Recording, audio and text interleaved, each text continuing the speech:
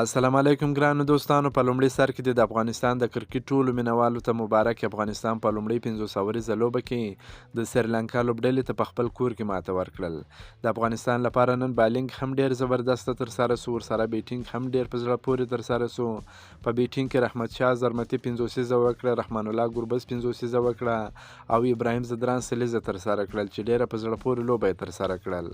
د افغانستان لپاره په بیټینګ کې نن رحمان الله ګربز، ابراهیم زدران، رحمت شاه او نجیب الله زدران ډیر ښکلې په زړه پورې بیټینګ ترسره کړي چې د افغانستان هدف یې لوړ وټاکي. 295 منډې هدف وټاکل سو او په بالینګ کې بیا فضل حق فاروقي او ګلبدین نایب ډیر ښایسته بالینګ ترسره کړي چې د افغانستان په بری کې یو ډیر مهم رول ولوبوي. رحمت شاه د افغان کرکټ تر ټولو مخکښ توپخونکی سو. د سریلانکا پر وړاندې نن د نیمې سلیزې وروسته په افغان کرکټ ستره کارنامه وکړه او د افغانستان تر نورو توپخونکو مخکې سو. رحمت شاه په نننۍ لوبه کې د سریلانکا پر وړاندې 250 په زړه پورې منډې وکړې چې په دې سره هغه خپلې منډې هم تر 3000 لوړې کړې چې اوس مهال په 500 اوریزه لوبه کې تر ټولو لوبغاړو مخکې سو.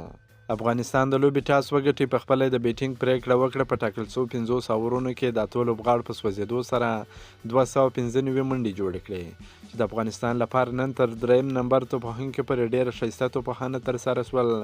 رحمان الله ګربز په پیل کې 50 سیزه پرکړه، په 55 بالونو 53 منډې جوړې کړې، نه 4 ورځې ووهلې. ورپسې ابراهیم زدران ډېره ښایسته ښکلې لوبه ترسره کړل چې سلیزه یې هم جوړه کړه. په 120 بالونو باندې 106 منډې وکړې، 11 څلوریزې ووهلې. ورپسې رحمت شاه هم ډېره ښایسته بیټینګ ترسره کړي چې په 4 بالونو باندې 52 منډې وکړې، 2 څلوریزې ووهلې. نجیب الله زدران په 25 بالونو باندې 42 چټکې منډې وکړې، 5 څلوریزې 1 شپږیزې ووهله.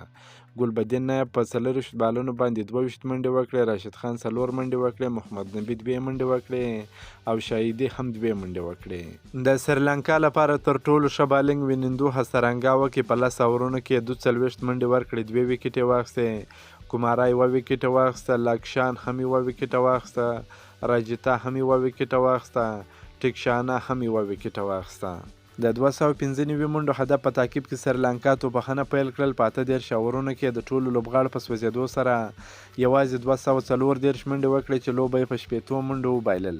دوی خپل د پیل توپخونکي ډیر ژر د لاسه ورکړل. د دوی لپاره اوپنر بیټسمین نیساکا ډیر ښایسته لوبه ترسره کړه، په 83 بالونو باندې 85 منډې وکړې. بیا په وروستیو کې اسرانګا ډیره ښه لوبه ترسره کړل، په 40 بالونو باندې 60 منډې وکړې، 10 څلوریزې 2 شپږیزې په بیټینګ شاملې وې. د افغانستان لپاره په بالینګ کې فضل حق فاروقي تر ټولو زبردسته په زړه پورې بالینګ ترسره کړي. نوموړي په 9 اورونو کې 40 منډې ورکړې، 4 مهمې ویکټې واخیستې او ګلبدین نایب هم په 8 اورونو کې 40 منډې ورکړې، 3 ویکټې واخیستې.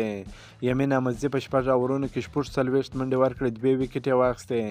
راشد خان په 8 اورونو کې 40 منډې ورکړې، 1 ویکټې واخیسته.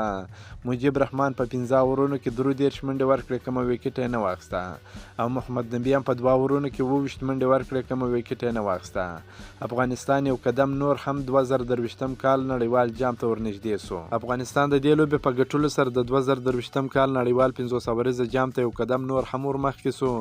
که راتلونکي 2 لوبې هم وګټي نو افغانستان به د 2023 نړیوال جام ته ووځي. راتلونکي لوبه یې پر 28 تاریخه ترسره کیږي. که مو دا ویډیو خوښه شوې در سره لایک کړئ او د خپلو ملګرو سره هم شیر کړئ. که په دې چینل کې نوی یاست چینل هم در سره سبسکرایب کړئ. د نور تازه معلوماتو لپاره هم زموږ سره اوسئ. تر بلې ویډیو پر د الله په امان.